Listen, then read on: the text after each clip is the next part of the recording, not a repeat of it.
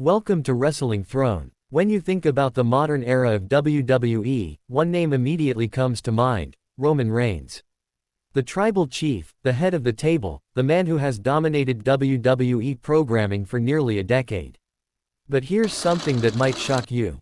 Roman Reigns was never actually WWE's first choice to be the face of the company. The truth behind how Roman became the cornerstone of WWE is far more complicated, controversial, and fascinating than you might imagine. Let's rewind to where it all began. Roman Reigns, born Lee T. Joseph Anoa'i, comes from the legendary Anoa'i wrestling family. With legends like The Rock, Yokozuna, Rikishi, and Umaga in his bloodline, wrestling was practically in his DNA. But despite this incredible pedigree, when Roman first arrived in WWE's developmental system, he wasn't the guy everyone was talking about. He was just another prospect trying to make it in the cutthroat world of professional wrestling. Roman made his main roster debut in November 2012 alongside Dean Ambrose and Seth Rollins as The Shield. This faction would go on to become one of the most successful groups in WWE history. But here's the interesting part. Roman wasn't even supposed to be the breakout star of The Shield. WWE officials initially saw more potential in Seth Rollins and Dean Ambrose. Both men had extensive independent wrestling backgrounds, incredible in-ring abilities, and natural charisma that had already been proven in other promotions. Roman, on the other hand, was still relatively green in the ring and hadn't developed the same level of wrestling acumen as his Shield brothers. During the Shield's dominant run from 2012 to 2014, WWE was carefully watching all three members to see who would emerge as the true star. Dean Ambrose had the unpredictable intensity and microphone skills that reminded people of legends like Roddy Piper and Brian Pillman. Seth Rollins was performing incredible athletic feats in the ring that left audiences speechless. In Roman, he was the powerhouse, the enforcer, the guy who delivered devastating spears and Superman punches. He looked the part with his imposing physique and striking appearance, but WWE still wasn't entirely convinced he was the one. The original plan that WWE had in mind was actually quite different from what eventually transpired. Vince McMahon and his creative team were heavily invested in making John Cena the eternal face of WWE. Cena had been the top guy since 2005, and WWE was comfortable with him in that position. They had tried and failed with several potential successors over the years. Remember when they pushed Randy Orton as the young upstart who would dethrone Cena? Or when they attempted to make Batista the face of SmackDown while Cena held down Raw? None of these transitions worked quite the way WWE hoped. By 2013, WWE was looking at their roster and trying to identify who could possibly fill the void when John Cena eventually slowed down. They looked at CM Punk, who had proven he could be a draw and had incredible fan support, but his anti-establishment persona didn't fit the corporate image WWE wanted for their top star. Daniel Bryan was gaining massive momentum with the Yes Movement, but Vince McMahon reportedly didn't see him as someone who could be the face of the company due to his smaller stature and unconventional look. This bias would later become a major source of controversy. So where did that leave Roman Reigns? He was in the conversation, but he certainly wasn't at the top of the list. WWE officials were actually more interested in grooming younger talents who they believed had that special something. Guys like Big E Langston, who is now known simply as Big E, were being discussed in creative meetings as potential future champions. Wade Barrett, despite his injuries, was still considered a strong candidate to be a top heel who could eventually transition to a face role. Even Sheamus, who had already been WWE champion, was seen as a safer bet than Roman Reigns. The turning point came at the Royal Rumble in 2014. This was the event where WWE's plans began to shift dramatically, though not entirely in the way they initially intended. Roman Reigns was entered into the Royal Rumble match, and WWE decided to use this as a platform to showcase his potential. During that match, Roman eliminated 12 superstars, breaking Kane's previous record of 11 eliminations that had stood since 2001. The crowd was genuinely impressed by this display of dominance, and WWE executives backstage took notice. But here's where things get interesting. That same Royal Rumble match ended with Batista winning, a decision that was met with overwhelmingly negative reactions from the audience. The WWE Universe wanted Daniel Bryan to win in main event WrestleMania, but Bryan wasn't even in the match. The fan backlash was so severe that WWE had to completely change their WrestleMania plans. This moment was crucial because it showed WWE that they couldn't just force-feed the audience whoever they wanted as the next big star. Or could they? After WrestleMania 30, where Daniel Bryan won the WWE World Heavyweight Championship in a feel-good moment, WWE found themselves in an unexpected situation. Bryan had to relinquish the title due to injury just a month later. Suddenly, WWE's reluctant choice as champion was gone, and they needed to pivot quickly. This was when the company started to seriously consider Roman Reigns as their next project. But even then, he wasn't the only option on the table. WWE was simultaneously building up several superstars who they thought could potentially be the next face of the company. Bray Wyatt was being positioned as a mysterious and captivating character who could transcend wrestling and become a mainstream phenomenon. Rusev was on an incredible undefeated streak that made him look absolutely unstoppable. Even Cesaro was getting a massive push after his incredible performance at WrestleMania 30, where he won the Andre the Giant Memorial Battle Royal. All of these men were being evaluated as possible long-term investments. Throughout 2014, The Shield continued to dominate, but tension within the group was building as part of a storyline. WWE knew they would eventually have to break up the faction, and they needed to decide who would get the biggest push coming out of that split. Seth Rollins was chosen to be the one who turned on the group, joining the Authority as their new golden boy. This decision itself is telling because WWE was positioning Rollins as a major player, possibly even seeing him as a safer bet than Roman for the top spot. Rollins had the complete package. He could wrestle any style, cut promos with the best of them, and had the look of a legitimate star. Meanwhile, Dean Ambrose was being positioned as the ultra-popular babyface who would chase after Rollins. The feud between Ambrose and Rollins was personal, intense, and incredibly well received by fans. Ambrose was connecting with audiences in a way that felt organic and genuine. His merchandise was selling well, his segments consistently got strong reactions, and internet wrestling communities were rallying behind him as someone who deserved to be in the main event scene. In many ways, Ambrose seemed like the natural choice to be the top babyface of WWE. So where did that leave Roman Reigns after the Shield broke up? WWE put him in a weird position where he was feuding with Randy Orton and the Authority, but he wasn't quite the focal point of the show. It seemed like WWE was testing the waters with him, seeing if he could carry feuds and segments on his own without his Shield brothers by his side. The results were mixed. Roman had the look, the presence, and the athleticism, but his promo skills were noticeably weaker than his peers, and his in-ring work was still limited to a fairly basic moveset. In late 2014, WWE made a decision that would prove to be incredibly controversial and would dominate wrestling discussions for years to come. They decided that Roman Reigns would win the 2015 Royal Rumble and go on to main event WrestleMania 31. This decision wasn't made because Roman was the overwhelming fan favorite or because he had proven beyond a shadow of a doubt that he was ready for that spot. It was made because Vince McMahon and WWE officials decided he looked like a star, came from the right family, and fit their vision of what a WWE champion should look like. But there was a massive problem with this plan. The fans weren't ready to accept Roman Reigns as their hero. They had other favorites, particularly Daniel Bryan, who once again wasn't given a prominent spot in the Royal Rumble match. When Roman won the 2015 Royal Rumble by eliminating fan favorites like Dean Ambrose and Big Show, the crowd in Philadelphia turned on him viciously. The boos were deafening, and The Rock, Roman's cousin, had to come out and try to salvage the moment by celebrating with Roman. Even The Rock's presence couldn't turn the tide of fan negativity. This reaction should have been a clear sign to WWE that Roman Reigns wasn't ready to be the guy, or at least that the fans weren't ready to accept him in that role. But WWE doubled down on their decision.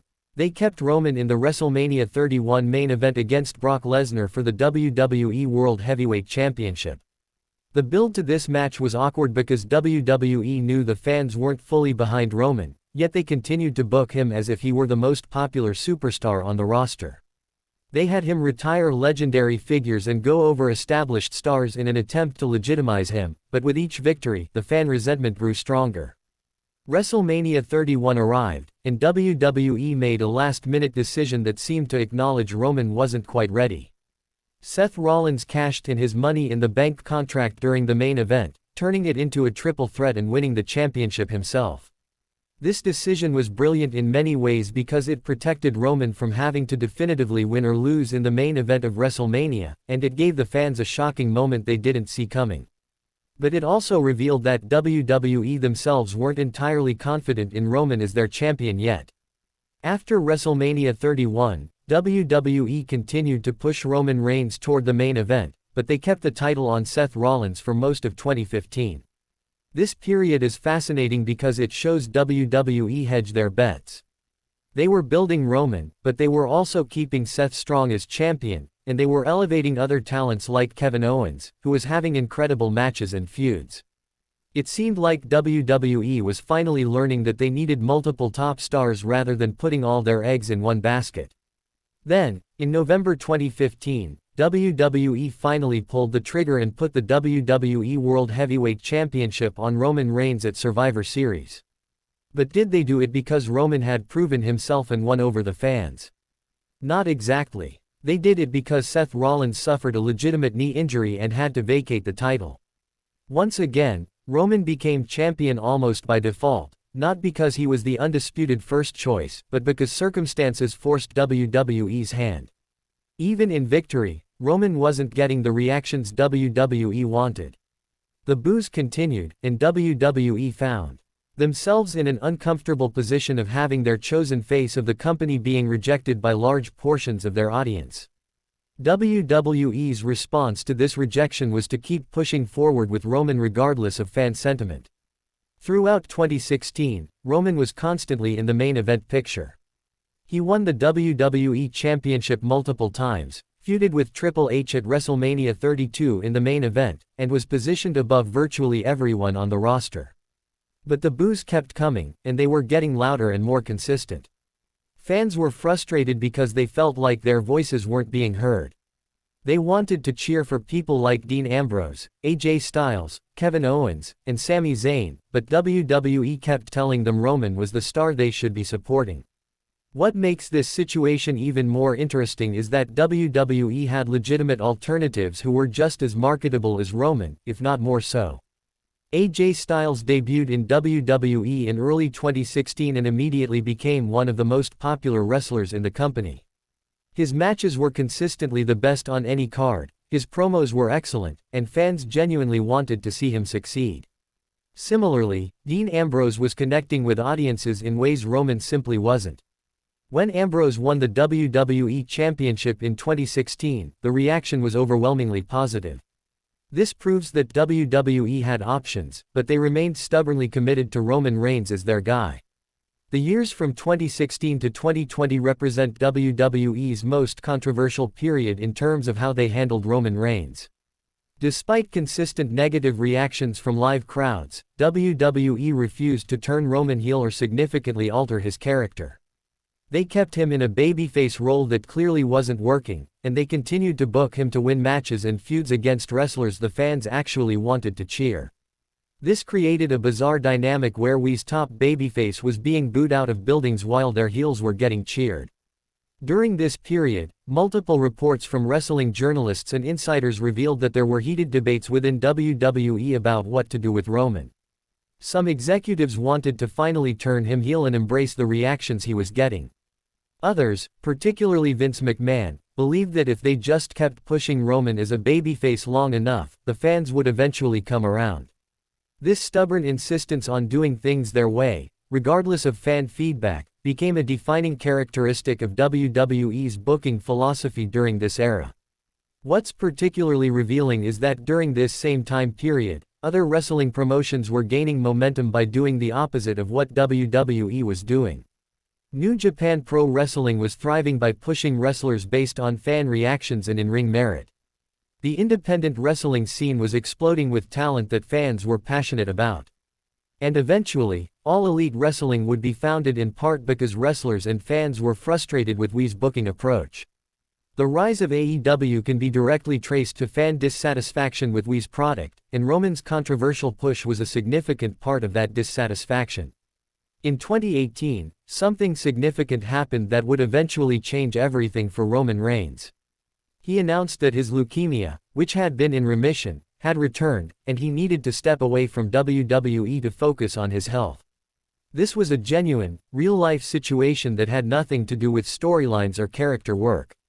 When Roman made this announcement, the reaction from the wrestling world was universal support and concern for his well-being.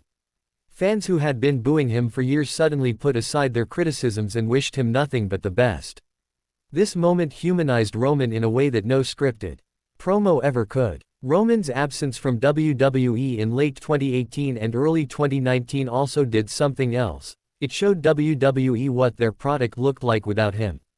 During this time, WWE had to elevate other stars and build new main event programs. Seth Rollins became the top babyface on Raw, and while his run had its own problems, it proved that WWE could function without Roman at the top of the card. Becky Lynch became the biggest star in the entire company through her organic fan support and incredible character work. Daniel Bryan was having a career renaissance as WWE champion with an eco-warrior gimmick that was both entertaining and thought-provoking. The wrestling world kept turning without Roman Reigns. When Roman returned from his battle with leukemia in February 2019, he received a hero's welcome. Fans were genuinely happy to see him healthy and back in a WWE ring. For a brief moment, it seemed like maybe WWE and Roman had finally found the connection with the audience they had been seeking for years. But within months, WWE fell back into the same patterns. They put Roman back in the main event, back in the title picture, and back in the role of the unbeatable superhero babyface. The boos gradually started to return, though they were somewhat muted compared to before his health announcement. The period from 2019 to mid-2020 was strange for Roman's character. WWE seemed uncertain about what to do with him. He wasn't the champion for much of this time, which was unusual given how protected he had been in previous years. He was floating around the upper card, having feuds with people like Baron Corbin and Shane McMahon that didn't feel particularly important or compelling. It was almost as if WWE realized their previous approach wasn't working but didn't know what the alternative should be. Roman was still being presented as a top star, but there was a sense of aimlessness to his booking. Then came the COVID pandemic in 2020, and everything changed for WWE and for Roman Reigns. When WWE moved to their Thunderdome era with no live crowds, Roman initially stepped away, citing concerns about his health given his compromised immune system from his previous battle with leukemia. This was completely understandable and justified, but it once again left WWE without their chosen ace.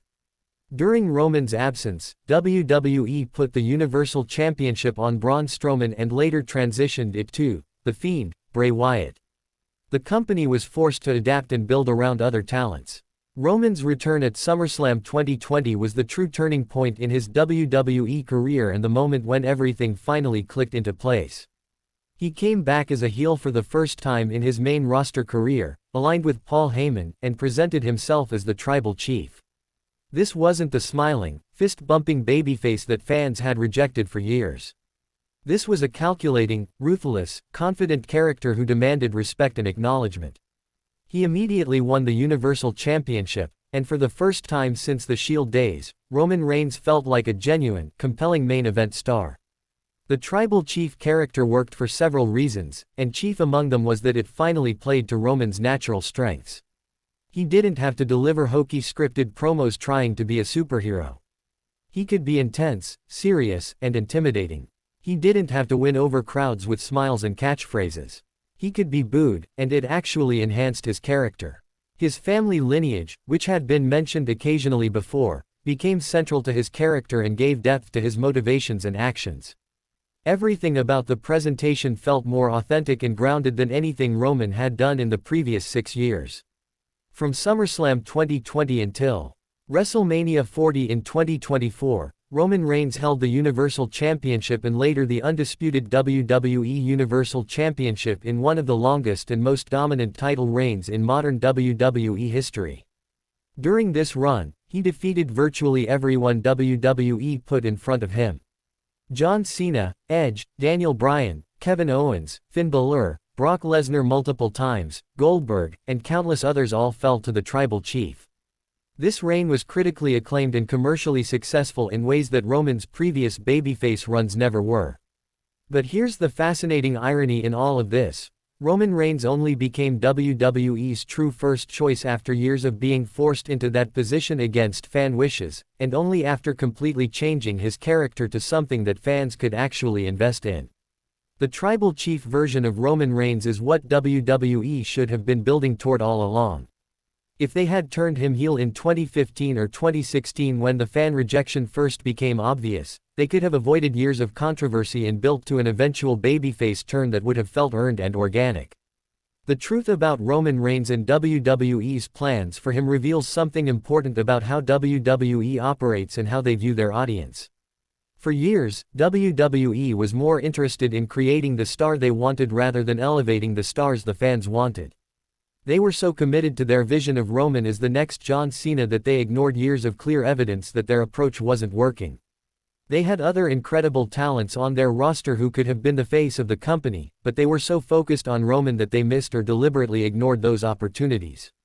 Think about all the talented wrestlers who were on WWE's roster during Roman's controversial push but never got the same opportunities. Cesaro was over with crowds, could wrestle circles around almost anyone, and had a unique look and presence, yet he was never given a sustained main event run. Sami Zayn was one of the most naturally likable and talented performers in wrestling, but he spent years in the midcard. Shinsuke Nakamura came to WWE as one of the biggest stars in the world, but his momentum was killed shortly after his main roster debut. These weren't failures of talent, they were failures of booking and priorities. What's even more interesting is how Wee's approach to Roman Reigns affected the entire wrestling landscape. The frustration with Roman's push and WWE's general booking philosophy was a major factor in several top talents leaving the company. Dean Ambrose, who became Jon Moxley, left WWE in 2019 and explicitly talked about how creatively frustrated he had become with the company's direction. Other wrestlers who left WWE and found success elsewhere have echoed similar sentiments about feeling like only certain people were ever going to be given real opportunities to succeed. The Roman Reigns story also highlights the difference between being chosen to be a star and actually becoming one through a combination of opportunity, talent, and audience connection. WWE chose Roman to be their star, but for years, he wasn't actually their biggest star in terms of fan support and organic popularity. During different periods of his babyface run, people like Daniel Bryan, CM Punk, AJ Styles, Becky Lynch, and even his own Shield brother Dean Ambrose were more over with crowds than he was. WWE's choice didn't align with the audience's choice, and that disconnect created years of awkward booking and frustrated fans. It's worth considering what would have happened if WWE had been more flexible and responsive to fan feedback. What if they had turned Roman heel in 2016 and built toward an eventual confrontation with a babyface Dean Ambrose or Seth Rollins? What if they had allowed Daniel Bryan's momentum to continue naturally instead of trying to force Roman into that spot? What if they had recognized that AJ Styles could have been the ace of SmackDown instead of keeping him slightly below Roman in the company hierarchy?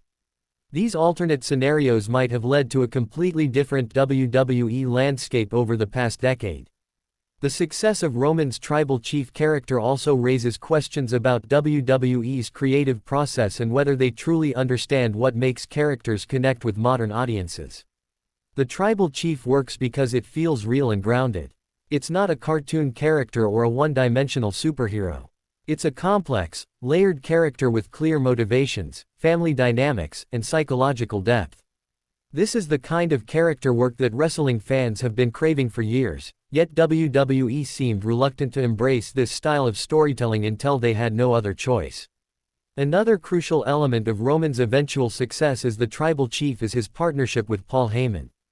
Heyman is one of the greatest talkers in wrestling history, and his presence legitimized Roman's character in ways that previous managers or advocates never could. Heyman could articulate the Tribal Chief's dominance and importance in ways that felt credible and compelling.